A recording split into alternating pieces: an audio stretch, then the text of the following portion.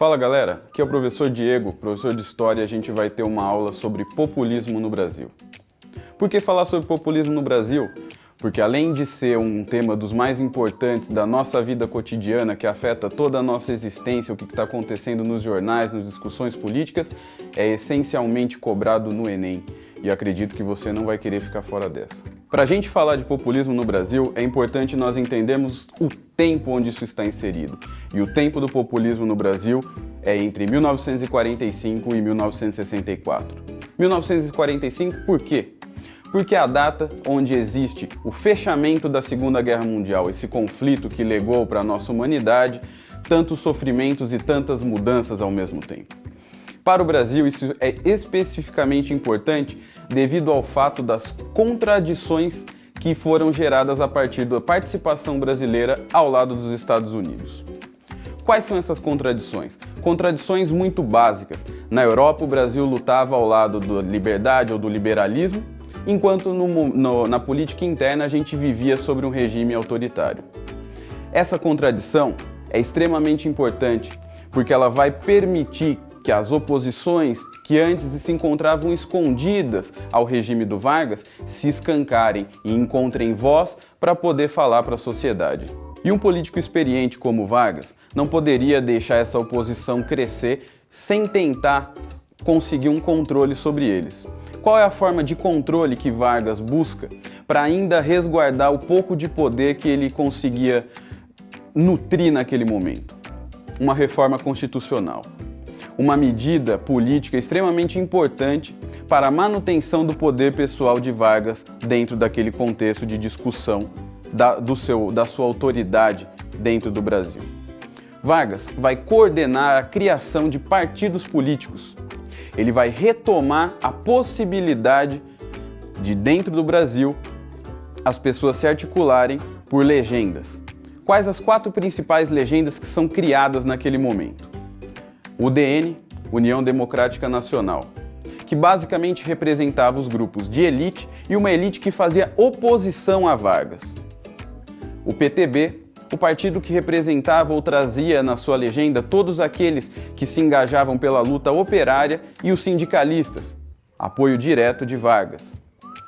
O PSD, que representava também uma elite, porém uma elite que era getulista, uma elite que já havia se beneficiado e vinha se beneficiando durante todo o governo do Vargas. E também o Partido Comunista Brasileiro, o PCB, que representava essa chegada ao Brasil de forma oficial dos ideais provenientes da República Socialista Soviética, a União Soviética, que se consolidava dentro do contexto pós-Segunda Guerra Mundial. A partir da criação dos novos partidos políticos, o próximo passo lógico era a convocação de eleições. Eleições essas que iriam marcar e consolidar as novas forças políticas depois da saída de Getúlio Vargas. De um lado, o brigadeiro Eduardo Gomes, representante candidato pela UDN à oposição a Getúlio, nunca se esqueça disso. E do outro lado, o general Eurico Gaspar Dutra, representante da coligação entre a social-democracia e o PTB. Por que isso é importante? É muito característico você notar que, independente dos lados que ganhassem essa eleição, existia uma presença muito forte dos militares. De um lado, o brigadeiro Eduardo Gomes, e do outro lado, Eurico Gaspar Dutra, um general. Isso já demonstra a necessidade implícita que existia para a política brasileira de que houvesse um candidato com mão forte, um candidato representante do poder coercitivo que iria garantir uma transição eleitoral limpa e com o mínimo possível de interferências externas. O que não se contava era com o apoio popular à permanência de Getúlio Vargas. Independente de ele mesmo ter convocado as eleições e ter organizado toda essa transição, ainda que pressionado, as massas tinham uma adoração tal por Getúlio que elas saem às ruas fervorosamente e cada vez em maior número. Esse movimento, da tamanha repercussão que ele atingiu, ele começou a receber inclusive um nome, o movimento de queremismo, baseado nas frases que eram mais repetidas nos cartazes. Queremos Getúlio, queremos Getúlio. Era um coro que ecoava as ruas.